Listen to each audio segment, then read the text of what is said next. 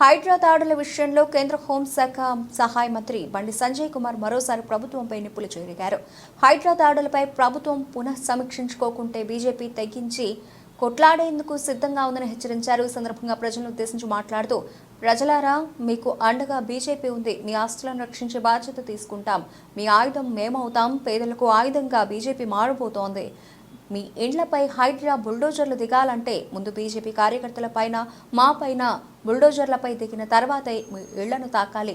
అందుకు పూర్తిగా సన్నద్ధమై ఉన్నాం. ప్రభుత్వం కూడా పేదల ఇళ్ల కూల్చే ముందు దానికి సిద్ధం కండి. ఈ విషయంలో ఎందాకైనా తెగించి కొట్లాడేందుకు రెడీగా ఉన్నామని స్పష్టం చేశారు. ముఖ్యంగా రాజకీయ పరంగా తెలంగాణ రాష్ట్రంలో ఏ మారుమూల గ్రామంలోని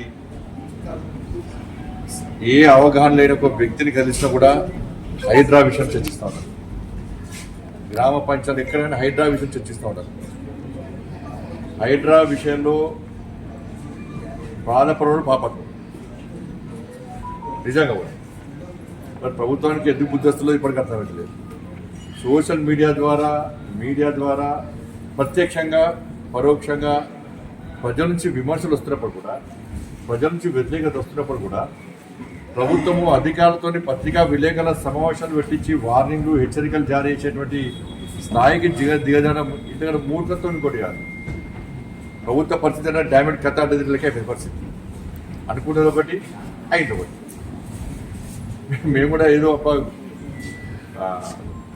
ఉద్ధరిస్తారవచ్చు అని చెప్పి మేము కూడా మొదట భావించాం. మేము కూడా ఒక పెద్ద బిల్డింగ్ కొట్టి మిగతా కూడా ఒకటి ఇంద్రమ రాజ్యం అంటున్నాడు. మళ్ళా ఏమి ఇంద్రమ రాజ్యం?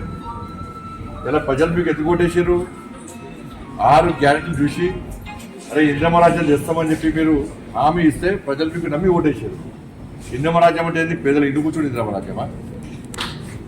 పేదలకు పట్టాలు ఇవ్వకపోవడం ఇంద్రమ రాజ్యమా? పేదలకు ఇండ్లు ఇవ్వకపోవడం ఇంద్రమ రాజ్యమా? రుణమాఫీ ఇస్తా అని చెప్పి రుణమాఫీ ఇవ్వకపోవడం ఇంద్రమ రాజ్యమా? లేకుంటే మహిళలకి 2,500 రూపాయలు స్కూటీ, తులం బంగారం ఇస్తా అని చెప్పి ఇవ్వకపోవడం ఇంద్రమ రాజ్యమా? 2 లక్షల ఉద్యోగ ఖాళీలను భర్తీ చేస్తా అని చేయకపోవడం ఇంద్రమ రాజ్యమా? ఉద్యోగస్తులకు డిఏలు ప్రమోషన్ ఇవ్వకుండా ఇంద్రమ రాజ్యమా? ఏది ఇంద్రమ రాజ్యం అండి? మొత్తం చుక్కలు జుబర్తులు చేయాలి కాంగ్రెస్ పార్టీ ప్రభుత్వము. చుక్కలు జుబర్తులు పేద ప్రజలకు. పాపం మనం చూస్తే ఎంత బాగా అనిపించింది. ఇంటికి కూడా తోరణానికి వాడిపోలే. వారం రోజుల ముందు గృహప్రవేశం చేస్తే వారం రోజుల తర్వాత వచ్చి కూర్చేసారు. కట్టడానికి 10 సంవత్సరాలు పడుతుంది, కూర్చోడానికి గంటలు కూర్చోవచ్చు. అది ఏదో ఉద్ధరించినట్టు కాదు. అది అరే వాళ్ళ పట్టాలు ఉన్నాయి, వాళ్ళకి డాక్యుమెంట్స్ ఉన్నాయి, లింక్ డాక్యుమెంట్స్ ఉన్నాయి, గ్రామ పంచాయతీ పర్మిషన్ ఉంది, హౌస్ పర్మిషన్ ఉంది, అన్ని రకాల బ్యాంకు లోన్స్ ఉన్నాయి వాళ్ళకు. అన్నీ ఉన్నప్పుడు కూడా ఎవడో అమ్మిండు, మళ్ళీ మధ్యలో ఇంకైనా ఉన్న పాపం ఇంకా ఇప్పుడున్న పొజిషన్ వల్ల నష్టపోతున్నారు వాళ్ళు.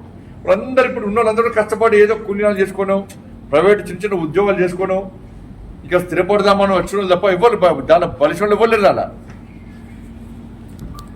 బలిసిన ఇవ్వలేరు.